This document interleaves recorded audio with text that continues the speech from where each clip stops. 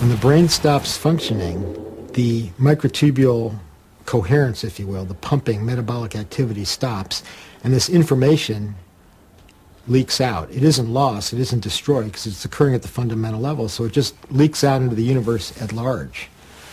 But rather than dissipate and spread out, it hangs together due to another strange phenomenon called quantum entanglement or quantum coherence.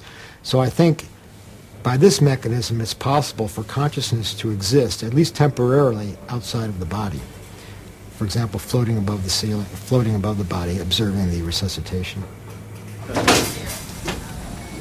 Okay, Kai. How you doing? Open your mouth. Okay, in the recovery, surgery's all over. 하메로프 교수의 이론으로 사후세계가 의미하는 것을 어렴풋이 감지할 수 있게 됐다. 그것은 아직 완전히 이해할 만한 기술과 과학적 능력을 갖추지 못한 세계다. 그러나 임사체험이 경험자들에게 엄청난 영향을 끼쳤다는 것만은 확실하다. 그들은 죽은 후에도 삶이 계속된다고 믿기 때문이다.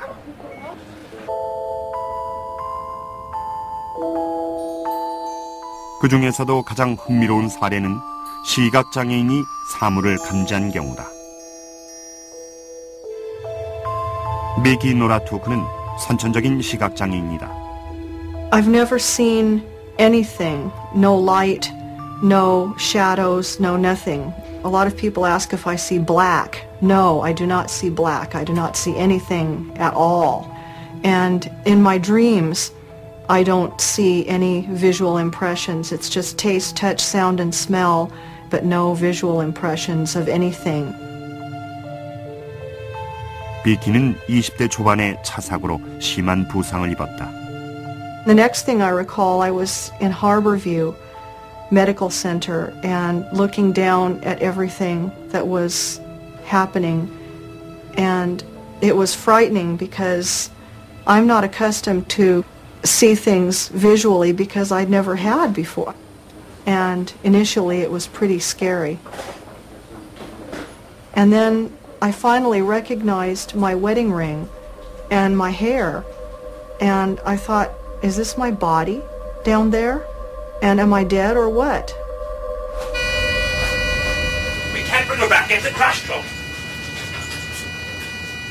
They kept saying, we can't bring her back, we can't bring her back, and they were trying to frantically work on this thing that I discovered was my body, and I felt very detached from it. And sort of, so what? And I was thinking, you know, what are these people getting so upset about? Then I thought, I'm out of here. I can't get these people to listen to me. And as soon as I thought that, I went up through the ceiling as if it were nothing. And it was wonderful to be out there and be free, not worry about bumping into anything. And I knew where I was going.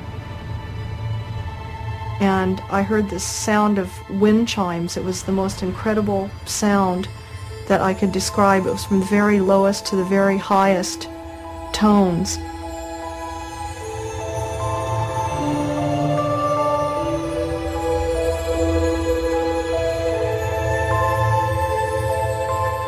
As I was approaching this area, there were trees and there were birds and quite a few people, but they were all like made out of light.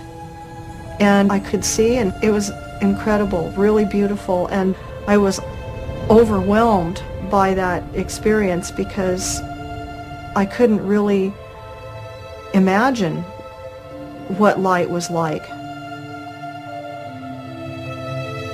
It's still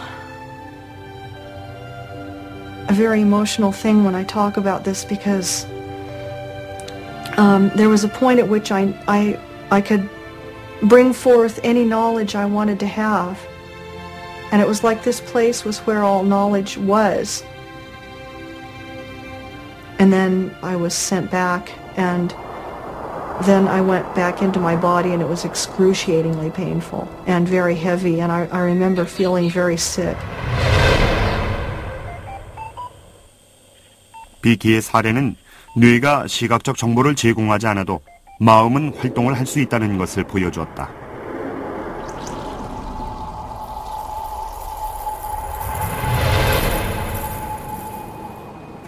임사체험은 뇌기능이 정지됐을 때 일어난다는 주장에 의문을 제기하는 학자들도 있지만 빈반 롬멜과 샘 파니, 피터 페닉 박사의 연구는 신경과학에 대한 거대한 암시를 내포하고 있는지도 모른다.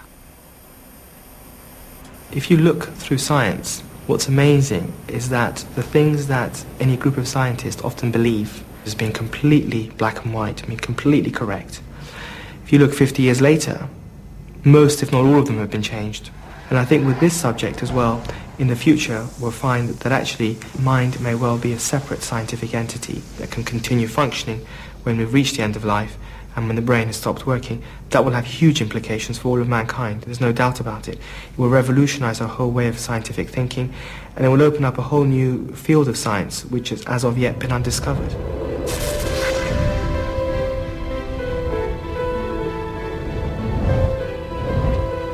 If I was in a road accident, I would be quite happy to stay where I was now. My children have grown up.